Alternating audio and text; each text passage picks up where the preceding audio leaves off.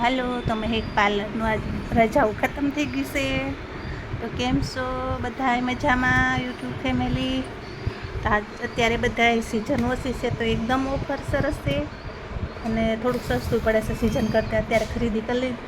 તો આ બધા સ્પ્રે ને બધા આઇકોનિકના મશીન છે, બધા પ્રિપિંગના બધા આ રીતની બધી ખરીદી કરી છે ત્યારે આઇકોનિકમાં.